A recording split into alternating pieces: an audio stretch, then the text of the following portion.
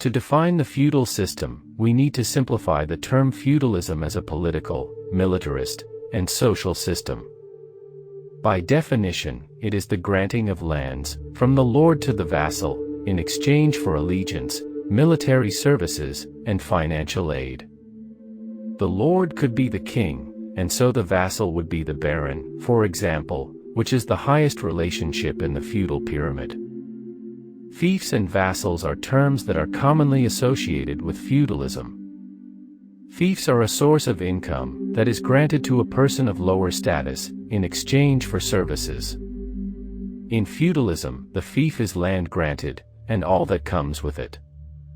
Vassals are the free men who hold a fief given to them by their lord. What are villeins and serfs? Villeins and serfs were peasants who belonged to the knights in the fourth tier of the feudal pyramid.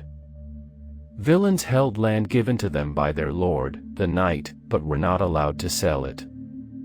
Nor could they leave without permission. Serfs did not have any land, instead they worked on their lord's manor house lands, providing common services. Free peasants rented land from their lord and had the freedom to move about. Peasants who were not freemen were owned by the lord and were sold with the land upon which they worked. So what is feudalism and how does it work? As defined above, feudalism incorporates a pyramid of social hierarchy, with the king sitting at the top. He would grant his favored noblemen, the tenants-in-chief, land which included houses, animals, tools, and even peasants. In exchange, the tenants-in-chief would swear an oath of allegiance to the king, along with supplies of soldiers and money. This forms the first and second tiers of the feudal pyramid. Each tenant-in-chief would divide up his fief among his knights, in return for loyalty, protection, and military service. This forms the third tier of the feudal pyramid. As part of the agreement, the knights also had to protect their lord's manor from attack. Each knight would keep as much of his fief as he liked, and the rest would be divided up among his villeins and serfs. In exchange, the villeins and serfs would work the land, providing food and services to their lord, the knight. This forms the fourth tier of the feudal pyramid. Feudalism arose in Western Europe because the security of the Roman Empire had collapsed. Individual warlords seized local lands, and there was no way to control all the regions. Feudalism, brought over by the Normans to England, offered a structure that could protect the country while bringing control to each local area. Having each social tier pledging allegiance to their lord and providing the military, financial, and farming services, produced a seemingly orderly platform to govern the country. This platform would be able to resist invasion, rebellions, and threats to the king. In short, feudalism developed as a way for medieval societies to protect themselves. A structure that would last for centuries, and form the basis of the social classes seen today. Feudal society relied upon their feudal lords for the land they lived and worked on.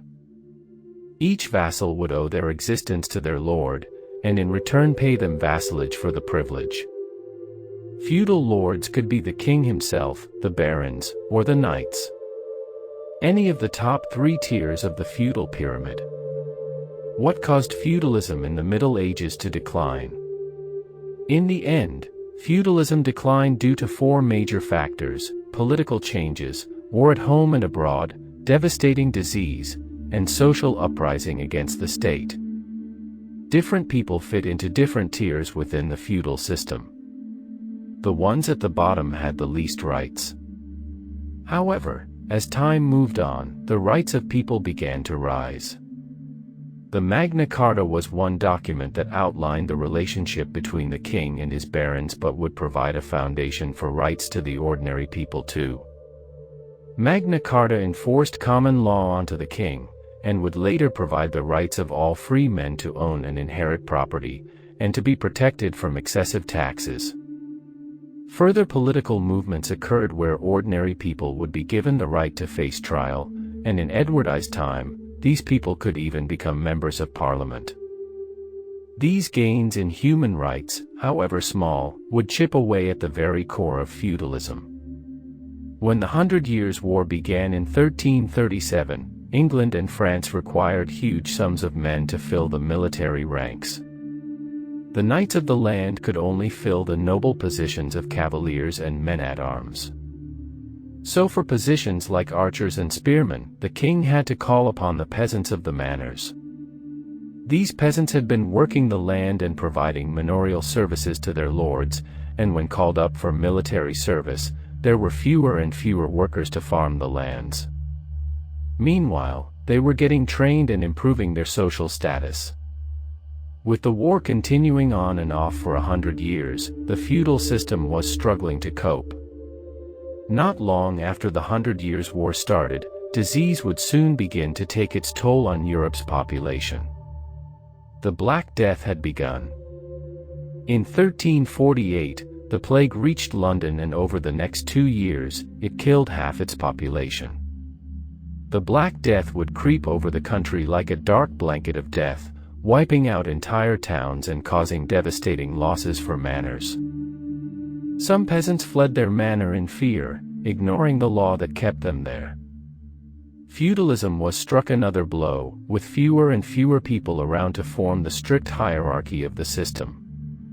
Conditions facing the peasants were still bleak. War and disease were wiping out the European population, and fewer workers were working the lands.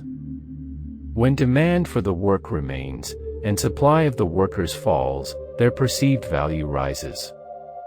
However, knights and barons did not change working conditions in line with these rises. The inevitable had to happen, and the peasants revolted. Uprisings occurred in the second half of the 14th century, and the famous Peasants' Revolt in 1381 became a major date for the abolishment of peasantry. King Richard II managed to defuse the revolt, but would later reinstate serfdom. However, too much had happened, and peasants' rights would gradually rise to the demise of the feudal system. Thank you for watching. Please subscribe for more videos.